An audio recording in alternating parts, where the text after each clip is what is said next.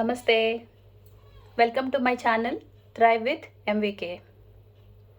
My 1% target women. ఎక్కడున్నారండి? ఏదైనా పనిలో ఉన్నారా? ఒకసారి అవన్నీ ఆపేసి ఇటు వినండి. మీ గురించి మీరు ఎప్పుడు ఆలోచించడం మొదలు పెడదాం అనుకుంటున్నారు? ఇంకా చాలు. మీ చుట్టుపక్కల ఉన్న వాళ్ళందరి గురించి మీ 100% ఇచ్చేసి అలసిపోయారు.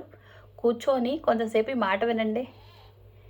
ఒక ఫ్లైట్ వెళ్తూ ఉంటే సడన్గా టర్బులెన్స్ ఎక్కువైపోయో లేకపోతే ఏదైనా ఎమర్జెన్సీ వచ్చిందనుకోండి, ఆక్సిజన్ మాస్క్ డ్రాప్ అయితే పక్కన మీ పిల్లలే ఉన్నా ఆ 1 ఇయర్ ఏజ్ బేబీ అయినా కానీ ఫస్ట్ మాస్క్ ఎవరికి పెట్టుకోవాలంటారు? మనమే. అంటే మన హెల్త్ని, మన వెల్త్ని, మనల్ని మనము కాపాడుకోవడం చాలా ఇంపార్టెంట్.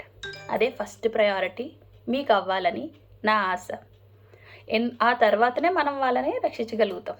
మన పిల్లలనైనా, మన చుట్టాలనైనా, మన అత్తమామలనైనా, భర్తనైనా, ఎవరైనా వాళ్ళందరూ సెకండరీ లిస్ట్లోకి వస్తారండి.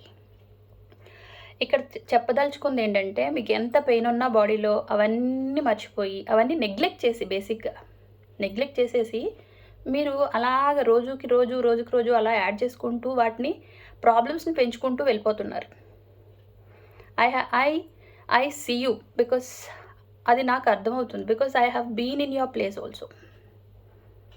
Just I wanted to tell you that మీరు బ్రోకెన్ కాదు. అంటే మీరు ఏం చేయలేకపోతున్నాను, ఎందుకు పనికిరాను అనుకోకండి.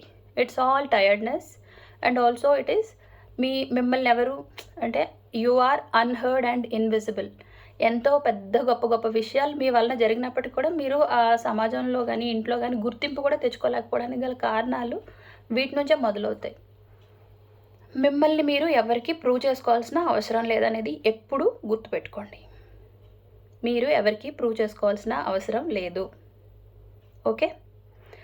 అండ్ ఇన్ ఆర్ హబ్ అంటే మన స్పేస్లో ఏదైతే నేను ప్లాట్ఫామ్ క్రియేట్ చేశానో అందులో మన పెయిన్స్ గురించి, మన స్ట్రెంగ్త్స్ గురించి అండ్ మన లైఫ్ని మనం ఎలా బ్యాలెన్స్ చేసుకోవాలి, హార్మోనల్స్ అయినా ఎమోషన్స్ అయినా, మైండ్ సెట్ని ఎలా మార్చుకోవాలి, ఫిజికల్ యాక్టివిటీస్ ద్వారా మూమెంట్ని ఎలా పెంచుకోవాలి డైలీ లైఫ్లో, ఇవన్నీ మనం డిస్కస్ చేసుకుంటూ వాటిని అలవాటు చేసుకొని డే టు డే లైఫ్లో 1% ప్రోగ్రెస్తోనైనా ముందుకు తీసుకెళ్ళడానికి ప్రయత్నం మొదలు పెడదాం.